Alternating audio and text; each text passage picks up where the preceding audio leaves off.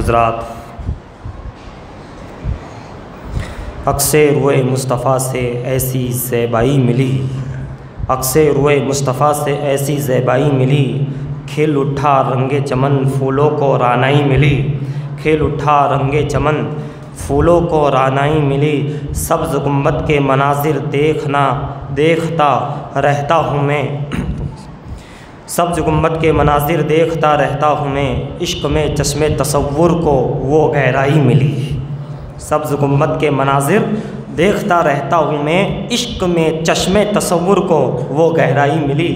اور کہتے ہیں جس طرف اٹھی نگاہیں محفل کونین میں، جس طرف اٹھی نگاہیں محفل کونین میں، رحمت للعالمین کی جلوہ فرمائی ملی، رحمت للعالمین کی جلوہ فرمائی ملی۔ اور عرض طیبہ میں میسر آ گئی 2 گز زمین، عرض یعنی زمین، طیبہ یعنی مدینہ، عرض طیبہ میں میسر آ گئی 2 گز زمین، یوں ہمارے منتشر اجزاء کو یکجائی ملی، اور ان کے قدموں میں ہیں تاج و تخت ہفت اقلیم کے، ان کے قدموں میں ہیں تاج و تخت ہفت اقلیم کے، آپ کے ادنا غلاموں کو وہ دارائی ملی، دارا و سکندر، ان کے قدموں میں ہیں تاج و تخت ہفت اقلیم کے، ہفت اقلیم کے، آپ کے ادنا غلاموں کو، آپ کے غلاموں بھی کون سی ادنا غلاموں کو وہ دارائی ملی، دار و حکومت ایسی ملی۔ بحر عشق مصطفیٰ ماجرا کیا ہو گیا، عشق مصطفیٰ کا منظر اور ماجرا کیا ہو گیا، بحر عشق مصطفیٰ کا ماجرا کیا ہو گیا، لطف آیا ڈوبنے کا جتنی گہرائی ملی، لطف آیا ڈوبنے کا جتنی گہرائی ملی، عشق میں جتنی ڈوبو گے اتنا، جیسا کہ امیر خسرو نے کہا تھا جو ڈوبا وہ پار، ہے نا۔ کہتے ہیں چادر زہرا کا سایہ ہے میرے سر پر نصیر میاں کہتے ہیں چادر زہرا کا سایہ ہے میرے سر پر نصیر، فیض نسبت دیکھیے نسبت بھی زہرائی ملی، فیض نسبت دیکھیے نسبت بھی زہرائی ملی۔ تو رسول اور آل رسول پر ایک مرتبہ اور ہدیہ صلوات پیش فرما لے، صلی اللہ علیہ نبی وآلہ صلی اللہ علیہ وسلم، صلاۃ و سلام علیک یا رسول اللہ صلی اللہ تعالی علیہ وآلہ وسلم۔ لکھتا ہے وہی ہر بشر کی تقدیر، واللہ علی کل شیء قدیر، لکھتا ہے وہی ہر بشر کی تقدیر، واللہ علی کل شیء قدیر، جس کی تابع ہے جنات و بصر، فبأی آلاء ربکما تکذبان، ابتدا ہے وہی اور وہی انتہا، وتعز من تشاء وتذل من تشاء، تنہائی میں بھی رہو گناہوں سے دور، واللہ علیم بذات الصدور، ہے تجھ کو بس طلب کی جوت، کل نفس ذائقۃ الموت، انسان کو ہے لا حاصل کا جنون، جو حاصل نہیں ہوتا اس کا جنون چڑھا ہوا ہے کہ میں حاصل کر لوں، انسان کو ہے لا حاصل کا جنون، قد افلح المؤمنون، غیب سے نکال دیتا ہے وہ سبیل، کہیں سے راستہ نکال دیتا ہے وہ غیب سے، مگر اس پہ توکل کیا جائے تو، غیب سے نکال دیتا ہے وہ سبیل، حسبنا اللہ و نعم الوکیل، ہر ایک کو دیتا ہے صلہ بہترین، ان اللہ مع الصابرین، ہر ایک کو دیتا ہے صلہ بہترین، مگر ان اللہ مع الصابرین، اس سے مانگو وہ ہے بڑا کریم، فإن اللہ غفور رحیم، اس سے مانگو وہ ہے بڑا کریم، فإن اللہ غفور رحیم۔ اور آخر میں کہتے ہیں کہ تخلیق انسانی کا ہے مقصد، انسان کو پیدا کرنے کا مقصد، تخلیق انسانی کا ہے مقصد، قل هو اللہ احد، تیری رضا میں ہے، تیری رضا میں ہی ہے سکون، تیری رضا میں ہی ہے سکون، فإنما یقول له کن فیکون، صلی اللہ علیہ نبی وآلہ صلی اللہ علیہ وسلم، صلاۃ و سلام علیک یا رسول اللہ۔ مانا کہ گرمی کی تپش بڑھ گئی ہے، مگر آپ کی آواز جو ہے دھیمی نہیں ہونی چاہیے، اس لیے کہ میدان محشر کی جو گرمی ہوگی وہ بہت خطرناک گرمی ہوگی، سورج ایک نہیں ہزاروں سورج ہو گئے، یعنی یہ سورج جتنا دور ہے قریب ہو جائے گا تو وہ 1000 کے برابر ہو جائے گا، تو وہاں بھی بلند آواز سے ہمیں پکارنا پڑے گا، لہٰذا یہاں بھی بلند آواز سے پکارتے رہیے یا رسول اللہ، سبحان اللہ، الحمد للہ، اللہ اکبر، لا الہ الا اللہ، محمد الرسول اللہ،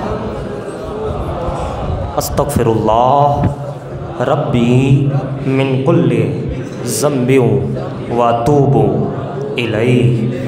اس لیے آواز تو دبنی ہی نہیں چاہیے، جو کہ جب تک انسان یہ سوچ لیتا ہے کہ میں اپنی آواز خود سے دباتا ہے، دبانے والے آ جاتے ہیں۔ اس لیے انسان کی اپنی سوچ بھی کھلی رکھنی چاہیے، آواز بھی کھلی رکھنی چاہیے محفل بزم میں۔ اس لیے کہ محفل کے تعلق سے یہ کہا گیا ہے کہ جو بیدار رہتا ہے، جس کا ذہن بیدار رہتا ہے، جس کا دل بیدار رہتا ہے، جس کی زبانیں بیدار رہتی ہیں، کہتے ہیں کہ میں یہ سمجھوں گا کہ مجھے دولت کونین ملی، میں یہ سمجھوں گا۔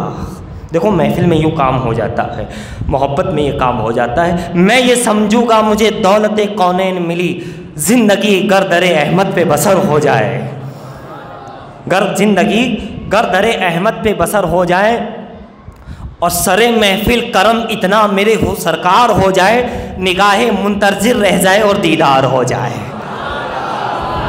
اس لیے ذہن کو بیدار رکھو، زبان کو بیدار رکھو، دل کو بیدار رکھو، نگاہ منتظر رہ جائے گی اور دیدار ہو جائے گا۔ سر محفل حضور سرکار اتنا کرم ہو جائے، نگاہ منتظر رہ جائے اور دیدار ہو جائے۔ میں یہ سمجھوں گا مجھے دولت کونین ملی، زندگی گردر احمد پہ بسر ہو جائے، زندگی گردر محمد پہ بسر ہو جائے۔ حضرات ویسے بھی یہ مہینہ برکتوں والا ہے، چھٹی سے لے کے 11ویں، 11ویں سے لے کے 13ویں، 13ویں سے لے کے 14ویں، 14ویں سے 15ویں، 15ویں سے 16ویں، سبھی دن 17ویں کا بھی دن بڑا، 18ویں، 19ویں سیدہ حافظہ زمان رضی اللہ تعالیٰ عنہ، پھر 20ویں بڑے بڑے اولیاء کرام کا دن کل گزرا، آج ہے، آنے والے دن میں ہے نا، بہت بڑے بڑے جید سید و جید۔ اسی طریقے سے 22 رجب امام جعفر صادق رضی اللہ تعالیٰ عنہ کا کنڈہ شریف کا نیاز کا دن، 23 رجب بھی دن، بڑے بڑے قطب کشمیر سید نور الدین کشمیری رحمۃ اللہ علیہ، پھر حضرت علاء الحق پنڈوی رحمۃ اللہ علیہ، مخدوم اشرف کے پیر و مرشد رضی اللہ تعالیٰ کا دن۔ تو ایام ہی ایام ہیں، 24، 25، 26 رجب تو ہی شام کو شب معراج ہے، 27 رجب کی شب ہے نا، معراج بھی آ رہی ہے۔ حضرات سرکار شاہ عالم رضی اللہ تعالی عنہ کی بارگاہ میں آنے والوں دور و دراز سے، قرب و جوار سے، عقیدت سے، محبت سے، نسبت سے، سبحان اللہ، اللہ آپ کی حاضری کو، ہماری حاضری کو قبول فرمائیں۔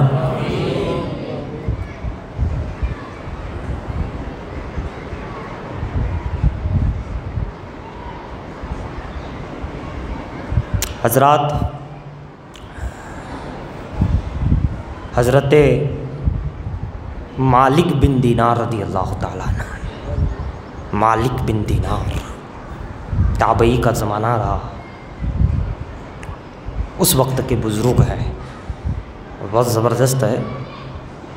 علامہ ابن جوزی نقل کرتے ہیں، کتاب میں لکھتے ہیں رحمۃ اللہ علیہ کہ آپ جو ہے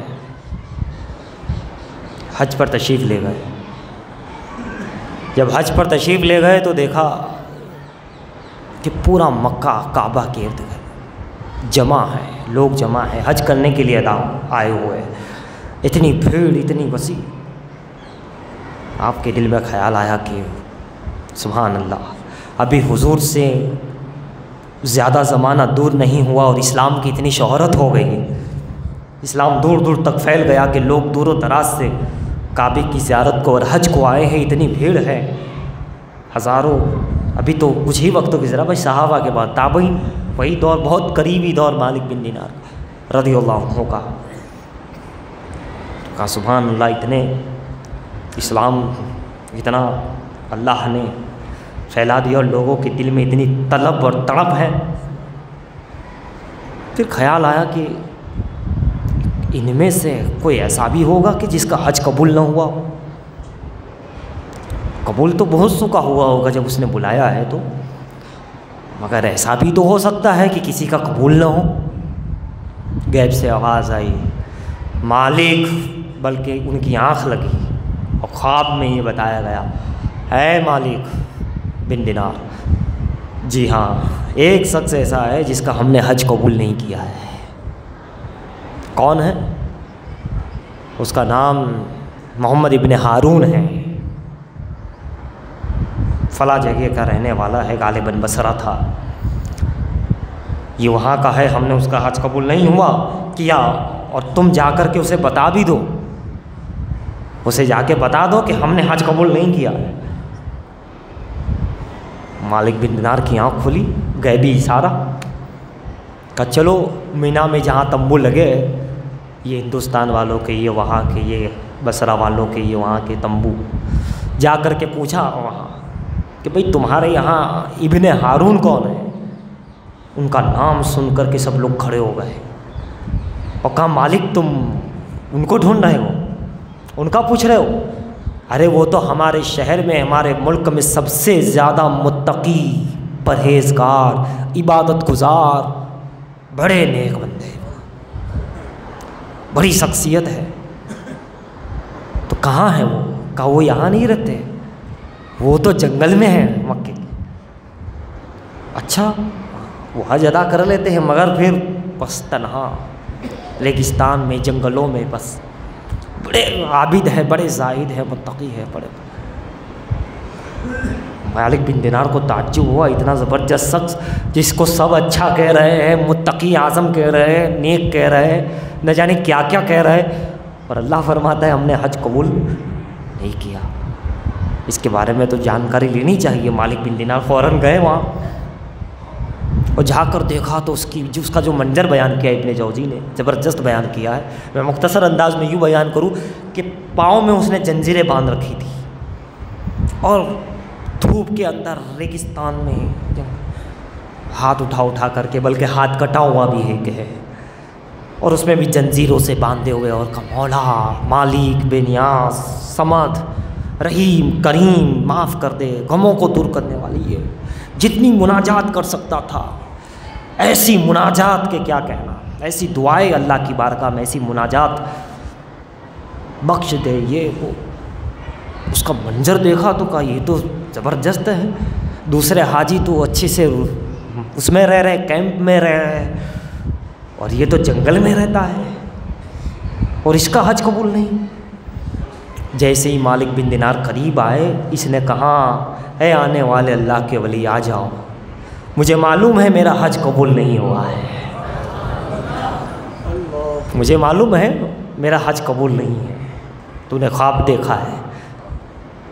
مالک بن دینار اور چونک گئے، اتنی پہنچی ہوئی ہستی، میرا خواب بھی جانتا ہے اور یہ بھی جانتا ہے کہ حج قبول نہیں.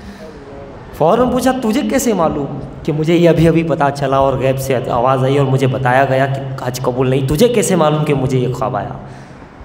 کہا یہ میں کوئی کسی وجہ سے نہیں بول رہا ہوں، 40 سال سے میرا تجربہ ہے، 40 سال سے میں حج کرنے آتا ہوں اور اسی کنڈیشن میں رہتا ہوں، اسی حال میں، اور ہر سال کوئی نہ کوئی اللہ کا ولی آتا ہے اور یہ کہتا ہے کہ میں نے خواب دیکھا ہے اور رب یہ کہتا ہے کہ اس ابن ہارون کو کہہ دو تیرا حج قبول نہیں ہے. 40 سال سے تجربہ ہے، میں سمجھ گیا تم اللہ کے ولی اور تم نے بھی خواب دیکھا اور تم مجھے بتانے آ رہے ہیں. 40 سال سے حج کر رہے ہو اور وہ بھی یہ حالت کا. اتنا ہی نہیں، تم کو لوگوں نے بتا دیا ہوگا 40 سال سے روزانہ روزہ رکھتا ہوں. صرف سال کے 5 دن جو حرام ہے، ناجائز ہے، عید الفطر، عید الاضحیٰ، وہ 5 دن جس میں روزہ رکھنا منع ہے، حرام ہے، اس کو چھوڑ کر 40 سال سے روزے رکھتا ہوں، راتوں کو عبادت کرتا ہوں، ہر سال 40 سال سے حج کرتا ہوں، مناجات کرتا ہوں. مگر میں جانتا ہوں نہ میرا روزہ قبول ہے، نہ میرا نمازیں قبول ہے عبادت رات کی، نہ میرا حج قبول ہے. یہ تو تعجب کی بات ہے، بہت تعجب کی بات ہے. مگر ہے ابن ہارون تو یہ تو بتا کہ اس کے پیچھے راز کیا ہے، کیوں قبول نہیں ہوتی؟ اتنے سالوں سے اس کی بارگاہ تو بڑی کریم ہے، وہ رؤوف رحیم ہے، اس کے بارگاہ میں کوئی سچے دل سے جھک جاتا ہے اللہ معاف کر دیتا ہے، وہ تو غفور رحیم ہے، وہ معاف نہ کرے ایسا ہو نہیں سکتا۔ حج کرنے والوں کو، نماز پڑھنے والوں کو راتوں میں وہ تو معاف کر دیتا ہے، چھوٹی چھوٹی بات۔ وہ تیرا کو تجھے معاف نہیں کرا، بات کیا ہے، وجہ کیا ہے؟ مجھے اس کا کارن اور وجہ بتا۔ کا وجہ یہ ہے کہ میں ایک مالدار گھرانے سے ہوں، رئیس زیادہ ہوں، میں بڑی دولت، اب دولت تھی تو دوست بھی ایسے ہی تھے، صحبت دوستوں کے ساتھ عیاشی کرنے لے گئے مجھے، شراب، نشہ، میں بھی اس میں ملوث ہو گیا، اور اتنا شراب کا عادی، اور اس طریقے سے بس دولت بھی تھی اور دوست بھی ایسے۔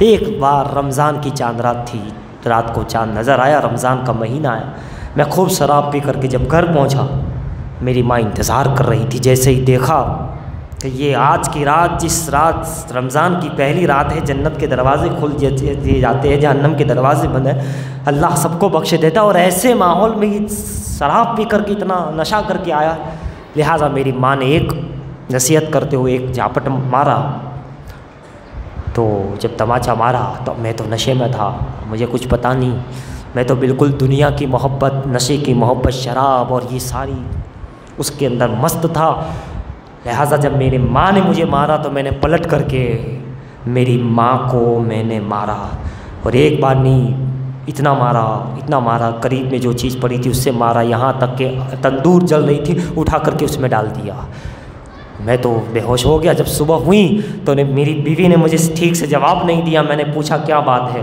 کہا تم نے ماں کے ساتھ کیا کیا رات کو، جو ماں کا نہیں وہ میرا کیا ہو سکتا ہے، دیکھو ذرا۔ جب میں نے دیکھا تو واللہ مجھے احساس ہوا کہ یہ میں نے کیا، میری ماں مر چکی تھی، میں نے کہا سوچا کہ یہ کیا کر دیا میں نے، یہ کیا ہوا۔ بہرحال بیوی بھی خفا ہو گئی، لیکن مجھے ماں کے اس کا رنج پھر بہت ہوا کہ میری ماں کے ساتھ میں نے اتنی ساری زیادتی کر دی، یہ میں نے بہت ہی زیادہ غلط کیا، یہ ناممکن والی بات میں نے کر دی، یہ تو کرنا ہی نہیں تھا، لیکن اب اس کے بعد کہ میں کیا کرتا، لیکن اب دل پریشان تھا، لہٰذا جتنی زمین تھی میں نے سب بیچ دی، جو پیسہ آیا راہ خدا میں دے دیا، سب کچھ چھوڑ دیا، دوستوں کو، شراب نوشی سب اسی وقت سب چھوڑ دیا، اور بس تبھی سے روزہ، نماز، راتوں کو عبادت کرتا ہوں، دن میں روزہ رکھتا ہوں، اور ہر سال حج کو آتا ہوں، اسی امید پر کہ رب معاف کرتے رہا، لیکن جواب وہی آتا ہے کہ نہیں، تیرا کچھ بھی قبول نہیں اور کوئی معافی نہیں، مگر پھر بھی اس کی بارگاہ ہے۔ مالک بن دینار نے جب سنا، دوستو یہاں سوچو بری صحبت کہاں تک لے جاتی ہے، شراب کا نشہ اور دوسری جو نشے ہیں، ڈرگس وغیرہ کے نشے انسان کو کہاں تک لے جاتے ہیں، ماں باپ کی نافرمانی، ماں باپ پہ ظلم کرنا انسان کو کہاں تک لے جاتا ہے، تباہ کر دیتا ہے، کچھ بھی کر لو پھر وہ ناراض ہو گیا تو پھر اس کو راضی کرنا بہت بہت بہت مشکل ہے۔ رب ناراض ہو جائے، وہ بھی ماں باپ کی وجہ سے یا کسی وجہ سے، کسی غریب پہ یتیم پہ ظلم کرنے کی وجہ سے، تو اس کو راضی کرنا پھر بہت مشکل ہے۔ وہ راضی تو یوں ایک لمحے میں ہو جاتا ہے، مگر اگر وہ ناراض ہو جائے تو پھر زندگی بھر پڑھتے رہو، وہ راضی نہیں ہوتا۔ ماں کے ساتھ جو کیا تھا اب اللہ ناراض ہو گیا، وجہ کیا بنی؟ شراب بنی، نشہ بنا، وجہ کیا بنی؟ بری صحبت بنی، دولت کی عیاشی بنی، وجہ وہ بنی، پھر آگے چل کے اس کا انجام یہ ہوا، تو اب اس دن دنیا آخرت برباد ہو گئے تھے اس کی۔ اسے بنانے کی بہت کوشش کر رہا ہے مگر نہیں ہو رہا ہے، سب لوگ دعائیں کر رہے ہیں، ارے لوگ تو اس کو متقی پرہیزگار کہہ رہے تھے، ادب کر رہے تھے، بہت نیک ہے، بہت مقبول ہے، مگر وہ جانتا تھا کہ میں کون ہوں، کیا ہوں، اور رب کی بارگاہ میں میرا کیا ہے۔ دوستو اس سے بچو، شراب نوشی سے، ڈرگس سے، دوستوں کی محفل سے، پہلے ماں باپ کا احترام، ماں باپ کی عزت، ماں تمہارا انتظار کر رہی ہوتی ہے، باپ تمہارا انتظار کر رہا، میرا بیٹا میری بیٹی، میرا بیٹا میری بیٹی، مگر بیٹی اور بیٹا ماں باپ کی نہیں سنتے، کیا ہو رہا ہے؟ کم سے کم شوہر نہیں رکھتا تھا، باپ کی تو بات مان لیتی، شریعت نہ سیکھنے کا، مانتا ہوں شوہر نے ظلم کیا، بالکل ہم خلاف ہے. شوہروں کو چاہیے بیوی پہ ظلم نہ کرے، زیادتی نہ کرے، محبت سے پیش آئے. مانتا ہوں بیوی کے حقوق ہے، اسے ادا کرے، مگر بیوی کے بھی تو کچھ حقوق ہے، ماں باپ کے بھی تو کچھ حقوق ہے. یہ بچے اور بچیوں کو اسلام نہ سکھانے کا نتیجہ ہمیں نظر آ رہا ہے. شادی کر لی، بس شادی میں پیسے اڑا دیے. جانتے ہو شادی سے پہلے شوہر نے شوہر کے حقوق سیکھے، بیوی نے بیوی کے حقوق سیکھے. بیوی بننے سے پہلے ماں باپ نے اپنے حقوق سکھائے، بچوں کے حقوق سکھائے نہیں. ارے ہم تو نکاح پڑھاتے ہیں، قبول کہنا بھی ٹھیک سے نہیں آتا ہے، کلمے بھی ٹھیک سے نہیں آتے ہیں. جی ہاں الحمدللہ میں نے قبول کیا اپنے نکاح میں، اس طرح قبول کہنا بھی نہیں آتا ہے نا. اور ساتھ والے بھی جاہل. جہالت اتنی بڑھ گئی ہے، خدا را شادیوں میں پیسے نہ لٹاؤ، تعلیم پہ پیسہ خرچ کرو، تربیت دو، پڑھاؤ، اسلام بھی پڑھاؤ، دنیا بھی پڑھاؤ. کچھ جمعہ پہلے بھی میں نے عرض کیا تھا، شادی میں خرچ کرنے سے بہتر ہے کہ تم دینی تعلیم پہ خرچ کرو تاکہ یہ نحوست نہ آئے. یہ ایک بچی نہیں، کئی بچیاں ہماری جا رہی ہے، آتمہتیا کر رہی ہے، خودکشی کر رہی ہے، اور اگر نہیں کرتی تو گھروں میں پریشان ہے. اور میں ایک سائڈ نہیں، دونوں سائڈ، کہیں بیوی پریشان ہے تو کہیں شوہر بھی پریشان ہے بیوی کے ظلم سے، بیوی کی جہالت سے. اس کو تعلیم و تربیت نہیں ملی اس کی وجہ سے. کہیں ساس کا معاملہ ہے، کہیں ننند کا معاملہ ہے. یہ کیا ہے؟ تعلیم نہیں ہے، تربیت نہیں ہے. گھر کس طریقے سے رہنا ہے، کس طرح سہن کرنا ہے ایک دوسرے کو، کس طرح سمجھنا ہے، کس طرح محبت سے چلنا ہے، نہیں معلوم. نہ شوہر کو معلوم، نہ بیوی کو معلوم، نہ ماں باپ سکھاتے ہیں. آج اگر وہ بچی ماں باپ کا بھی کہنا مان لیتی تو اس کی جان بچ جاتی. اسلام نے سب رستے دیے. اگر میاں بیوی کی نہیں بنتی ہے، کھلا کا رستہ دیا ہے، طلاق کا رستہ دیا ہے، اور دوسرے رستے دیے ہیں. اس رستے پہ چل کر کے انسان زندگی سنوار سکتا ہے. اسلام نے ہر چیز بتائی اپنے ماننے والوں کو، مگر مسلمان سیکھے تو سمجھے تو اس پر چلے تو. تب تو اس پہ نہیں چلتے، اسے چھوڑ دیا تو نتیجہ یہی ہے، بربادی ہی بربادی، بربادی ہی بربادی، بربادی. آبادی صرف اس میں ہے. اس لیے ماں باپ کو بھی کہوں گا اپنی بہوؤں کا خیال رکھے، اپنے بیٹوں کا خیال رکھے، اور بچوں سے کہوں گا اپنے ماں باپ کا خیال رکھے، اسلام سیکھے. میاں بیوی دونوں کو، شوہر کو چاہیے ظلم ہرگز نہ کرے. ضرورت پڑنے پر وہ بھی کتنا اسلام سیکھو کیا کہہ رہا ہے، کس انداز سے. اور بیویوں کو کہوں گا، عورتوں کو، کہ تم سیریلیں دیکھ کر کے، فلمیں ڈرامے دیکھ کر کے وہی ڈائیلاگ بول رہی ہوں، اے پانی مجھ میں سما لے اپنے اندر میں جنت ملے گی. یہ فلمی ڈرامے کے ڈائیلاگ، یہ کیا ہے؟ یہ سیریلیں دیکھ کر کے ہماری بیٹیاں، ہماری بہنیں اس مائنڈ پر پہنچ گئی، بس ایک کے لیے جان دے دی. اسلام نے بہت رستے دیے ہیں، بہت کچھ بتایا ہے، سکھایا ہے، سمجھایا ہے. کیونکہ یہ آدم علیہ السلام کے زمانے سے لے کے چلا آ رہا ہے میاں بیوی کا مسئلہ. ایسا نہیں کہ ابھی ابھی پیدا ہوا ہے، یہ مسئلہ تھا، رہے گا. اس کا حل اسلام نے بتایا ہے، اسلام نے بتایا.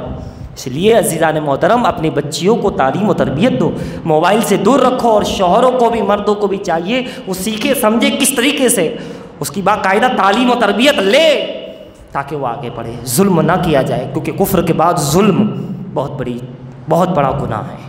اور پھر کوئی غریب پہ ہو، یتیم پہ ہو، ماں باپ پہ ہو تو ختم، انسان ہی ختم ہے. بیوی بچوں پہ بھی منع ہے ظلم کرنا، ہے نا. پڑوسیوں کے ساتھ ظلم تو چھوڑ دو، ظلم اب چھوڑ دو. مظلوم بنو، اللہ قبول کر لے گا، تمہاری دعائیں قبول کرے گا. صبر پیدا کرو، استقامت پیدا کرو، تحمل پیدا کرو، انکساری پیدا کرو. حضرات اس معاملے میں اور کیا کہاں، بہت ساری باتیں. دہیج کی بیماری سے اب توبہ کرو. دہیج کے پیچھے اور دینے والی ذات اللہ ہے، رزاق وہ ہے. امام حسن بصری کہتے ہیں کہ میں نے قرآن میں کئی جگہ پر، غالباً 72 جگہ پر یا اس سے زیادہ کم و بیش، میں نے یہ دیکھا کہ اللہ لکھا ہوا دیکھا قرآن میں کہ اللہ بندے کو روزی دینے کا وعدہ کر چکا ہے. خواجہ امام حسن بصری کہتے ہیں کہ میں نے قرآن میں کئی جگہ دیکھا، انہوں نے تعداد بھی بتائی، کہ میں نے یہ دیکھا ہے لکھا ہوا قرآن میں کہ اللہ نے کہہ دیا ہے کہ ہم روزی دیں گے، وعدہ کر لیا ہے. صرف ایک جگہ یہ دیکھا ہے کہ شیطان بندے کو روزی نہ ملنے کی کا جو ہے وہم، وسوسہ اسے ڈالتا ہے کہ تو غریب ہو جائے گا، تو مطلب محتاج ہو جائے گا، محتاجی سے ڈراتا ہے. صرف ایک جگہ یہ ہے کہ شیطان وسوسہ ڈالتا ہے، صرف وہ روزی روک نہیں سکتا شیطان، وسوسہ تمہیں بہکاتا ہے، تمہارے ساتھ یہ ہو جائے گا، یہ لاک ڈاؤن ہوا، یہ ہوا، تم اب کنگال ہو جاؤ گے، یہ ہو جاؤ گے، مجبور ہو جاؤ گے، یہ شیطانی نفسانی وہم وسوسے خواہشات ہے۔ لیکن اللہ کا وعدہ ہے اگر تم 7 سمندر کے نیچے بھی ڈوب چکے ہو تو رب چاہے تو وہ اوپر لا سکتا ہے، تمہیں کامیاب کر سکتا ہے، اللہ نے کیا ہے، رزاق وہ ہے، اس پہ یقین رکھو۔ اگر تمہارے پاس ایک پائی بھی نہیں بچی تو میرا رب اگر دینا چاہے گا، وہ رزاق ہے، تو دنیا کی کوئی طاقت تمہیں روک نہیں سکتی، اور اگر وہ تمہیں غریب کرنا چاہے تو تمہیں حکومت دے کر بھی غریب کر سکتا ہے، تمہیں ہزاروں سونے چاندی اشرفیہ دے کر بھی محتاج کر سکتا ہے وہ چاہے تو۔ رب پر توکل رکھو، اللہ کا کلام کہتا ہے جو ہم پر توکل کرتے ہیں ہم کے لیے راستے کھول دیا کرتے ہیں۔ واللہ یخرج من یشاء واللہ یرزق من یشاء بغیر حساب، وہ تو بغیر حساب دینے والا ہے۔ روزی کی فکر نہ کرو، ایمان کی تربیت کی فکر کرو۔ روزی کا تو وعدہ اس کا ہے ہی، وہ دے گا ہی، اور دہیج اس سے لے لو اس سے لے لو، یہ کروں، جی نہیں، دے تو ٹھیک، نہ دے تو بھی ٹھیک، رب دینے والا ہے، مصطفیٰ کریم دینے والے ہیں۔ یہ سب بیماریاں، یہ صرف رسم و رواج، یہ ختم کرو، یہ اسلام میں نہیں ہے، یہ شریعت میں نہیں ہے میرے دوستو۔ یہ رسم و رواج نے مار ڈالا انسان کو۔ اگر انسان کھڑا ہوتا ہے کہ میں اس پہ کچھ عمل کروں تو خاندان والے ہی اسے منع کرتے ہیں، نہیں نہیں، رسم ہے، رواج ہے، کرنا پڑے گا، اسے اچھا نہیں لگے گا، پھوپھو کو اچھا نہیں لگے گا، ماما کیا بولیں گے، یہ ماما پھوپھو یہ سب نے ختم کر ڈالے، پڑوسی کیا بولیں گے، ماحول ایسا بنا دیا، کرنا ہی پڑے گا تمہیں۔ شادی نکاح کو مہنگا کر دیا اور زنا کاری بہت آسان ہو گئی، اس لیے زنا زیادہ ہوتے ہیں، عیاشی زیادہ ہوتی ہے، اور نکاح بہت مشکل ہو گئے۔ نکاح کو آسان کرو، حدیث میں ہے، آقا کا فرمان ہے جس کا خلاصہ ہے نکاح کو آسان کرو، شادی کو آسان کرو۔ ہم نے بہت مشکل بنا دیا، یہ رسم، یہ رواج، یہ دینا ہی پڑے گا، یہ کرنا ہی پڑے گا۔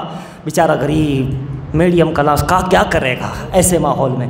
اسلام نے آسانی دی ہے، ہم نے ہی خود مشکل پیدا کر دی ہے۔ کسی کی جان چلی جائے، کوئی ہنستے ہنستے جان دے دے، حالانکہ وہ بھی حرام ناجائز ہے، اس کا عذاب ہے خودکشی کا، آتما ہتیا کا، اور کوئی کس طرح کر لے ہماری قوم، یہ ہو نہیں سکتا۔ لہٰذا بیدار ہو جاؤ، بیدار ہو جاؤ، آؤ اسلام کی طرف، محمدی دین کی طرف آؤ، مشرب محمدی کی طرف آؤ، یقیناً تمہارا نکاح بھی آسان ہوگا، برکتیں بھی ہوگی، اور ایسے ماحول تو ہرگز نہیں بنے گے جو ماحول آج ہم دیکھ رہے ہیں۔ بہرحال تو میں عرض کر رہا تھا، مالک بن دینار رضی اللہ تعالیٰ عنہ، تو یاد رکھیے 3 چیزیں: شراب نوشی، ڈرگس، نشہ، ماں باپ کی نافرمانی، اور گھروں میں ادھر ادھر ظلم ستم انا چھوڑ دو، اور تعلیم و تربیت کو حاصل کرو۔ دیکھیں مالک بن دینار نے جب سنا تو مالک بن دینار رضی اللہ تعالیٰ عنہ نے کہا، اللہ تم ماں کا قاتل ہے، اللہ تیرے کو معاف نہیں کرے گا۔ سیدھی سی بات ہے، ماں کو مارا، اٹھا کر کے اس میں ڈال دیا، وہ مر گئی، کتنا بڑا یعنی کہ وہ کیا، اس نے گناہ عظیم کیا، گناہ کیا حضرات، گناہ کیا۔ میں مختصر عرض کروں، مالک بن دینار نے کہا کہ اللہ تجھے معاف نہیں کرے گا۔ انہیں بھی جلال آ گیا، جلال تو آیا، کہہ دیا صحیح ہے، مگر آنکھ پھر لگ گئی۔ حضور پر نور رحمت عالم تشریف لے آئے، آقا تشریف لے آئے، اور کہا مالک اس ابن ہارون پہ تو بولتا کیوں ہے اس پہ کہ اللہ معاف نہیں کرے گا؟ اس کو کیوں جھاڑا تم نے؟ کہاں سرکار ماں کو مار دیا اس نے، اس لیے غصہ آ گیا، کہا نہیں رحمت للعالمین ہے، رحمت نہیں مالک نہیں۔ جانتے ہو قیامت میں اس کا کیا ہوگا؟ آقا سب کی خبر جانتے ہیں، قیامت میں کس کا کیا ہوگا، کیا ہوگا، کس امتی کے ساتھ آقا حضور جانتے ہیں، ہے نا، حضور جانتے ہیں۔ حضرات مالک نے عرض کیا حضور آقا آپ جانتے ہیں میں نہیں۔ کہا قیامت کا دن ہوگا، ایک طرف ابن ہارون، ایک طرف ماں کو کھڑا کیا جائے گا، فیصلہ ہوگا، یہ ماں کو قتل کیا، حکم ہوگا جاؤ جہنم میں ڈال دو۔ ایک اور حدیث سن لو، بات ختم کرتا ہوں۔ جو شراب پیے گا، جو نشہ کرے گا، ابن جوزی لکھتے ہیں وہ کتنا ہی مقام پہ ہو، میں مقام والوں کے نام نہ لو، کتنا ہی مقربین ہو، اس کو جہنم میں ضرور جانا پڑے گا۔ یعنی کوئی اگر مقرب ہو کر کے بھی کبھی شراب پی لے تب بھی اس کو جہنم میں تو جانا پڑے گا. یہ نشہ جو مقرب ہی نہ ہو اس کا کیا ہوگا؟ سمجھ گیا؟ تو دیکھیے کیا ہوگا قیامت میں. یہ حدیث ہے شراب نوشی کرتا تھا جہنم میں تو جانا پڑے گا. تو قیامت میں یہ ہوگا کہ ماں کا قاتل ہے جاؤ جہنم میں معافی نہیں. پھر یہ جہنم میں ڈال دیا جائے گا. آقا کہتے ہیں یہ جہنم میں ڈالا جائے گا. کیوں؟ شراب کی ہے، ماں کا قاتل ہے، یہ بہت بڑے گناہ ہیں دونوں. لہٰذا 3 دن جب ہو جائے گا ماں کو کہا جائے گی تم مظلوم ہو شہید ہو لہٰذا جنت میں جاؤ. 3 دن ہو جائے گی ماں ہے، بیٹے کی یاد آتی رہے گی، میرا بیٹا جہنم میں میں جنت میں، میرا بیٹا جہنم میں جنت میں. پھر وہاں کا جو داروغہ ہوگا مالک ہی اس کا نام ہے، اسے کہے گی اللہ سے کہو کیا میرا بیٹا جنت میں نہیں آ سکتا؟ اللہ سے کہا جائے گا مولا کیا اس کا بیٹا ابن ہارون جنت میں نہیں آ سکتا؟ کہا آ سکتا، ایک شرط ہے، کیا تو معاف کر دے آ جائے گا. تو معاف کرتے، تو ماں ہے. کہا مولا دیکھو ماں کا دل کیسا دل ہے، ماں باپ کا معاملہ کیا ہے، مار دیا مگر دیکھو. کہا مولا میں نے معاف کر دیا، اس کو جنت میں بھیج دے. پھر ابن ہارون کو نکال کر کے بخشش ہو جائے گی، یعنی کہ معاف کر دیا. پھر جنت میں یہاں سے ماں کا مقام بھی ہمیں معلوم. آقا فرماتے مالک بن دینار قیامت میں یہ ہونے والا ہے. حضرات اسی لیے اس واقعے سے بہت نصیحتیں ہیں. اللہ مجھے آپ کو تمام امت کو قوم کو توفیق عطا فرمائے کہ آل محمد سے وفا تو نے تو ہم تیرے ہیں. یہ جہاں چیز کے اہل و قلم